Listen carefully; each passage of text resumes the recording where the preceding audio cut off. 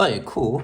The next one we're gonna look at is problem 6b. It's a geometry thing. So we've got a quadrilateral ABCD here, and AB and AD are equal and they are 4.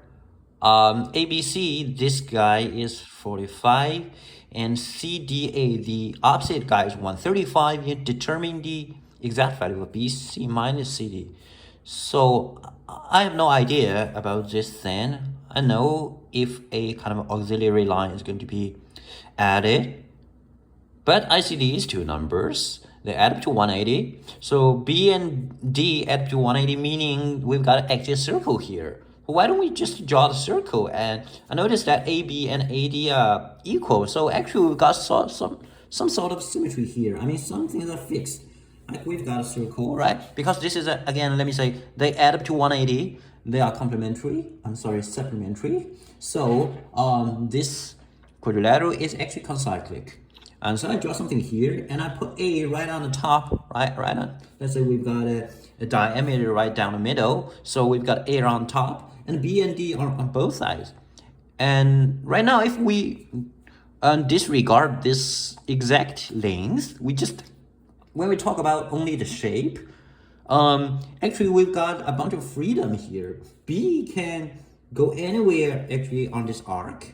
Let's say B is here, so let's say we choose B here, and D must be right opposite, right? You just need to flip over because of the symmetry. Right now we don't consider this length.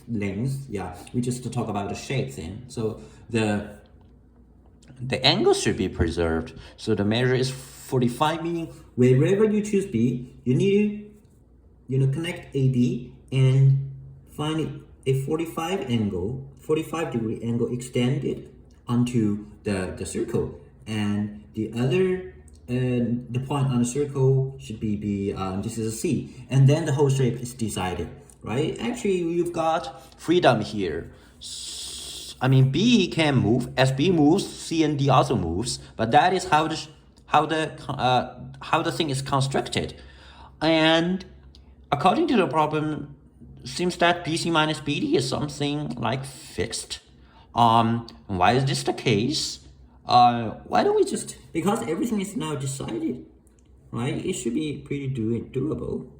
This is a 45 in total, but this is, as I said, B can be moved around. So this is undecided. Let's say this is X. We got freedom here, but this is 45 minus X. The other is X, and this one is 135 minus X. So only X has the freedom. We've got like degree of freedom 1.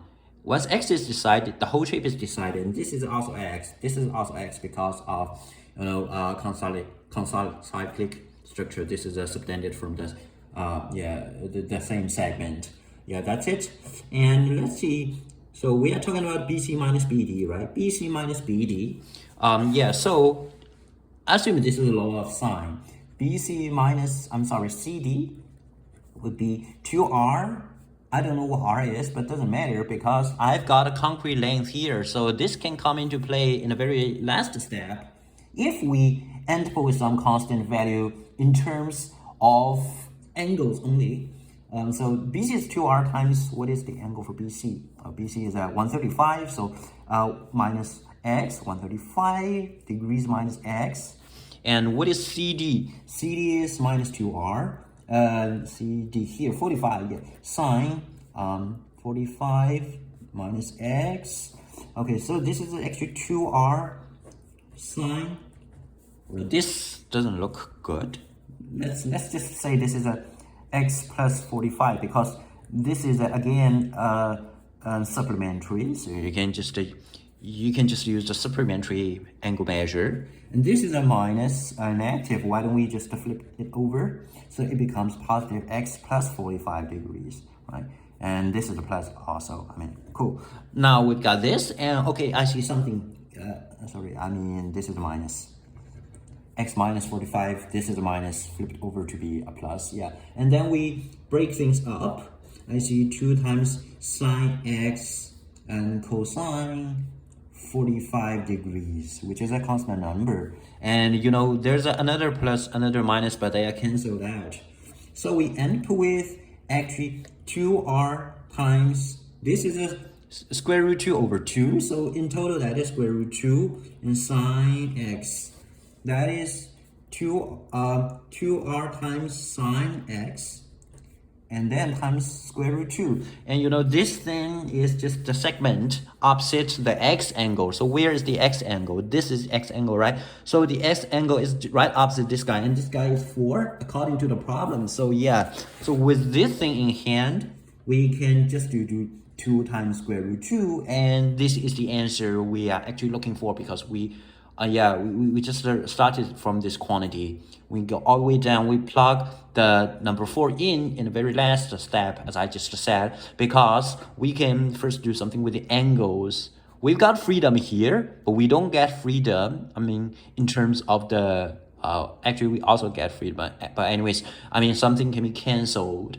So this difference between these two sides in concern has to do with x. And if x is somehow, I mean, Rx is somehow determined, then there's no freedom at all. So the answer should be a constant number, which is a 4 square root 2. Cool. Yeah, I think that's it for this geometry problem.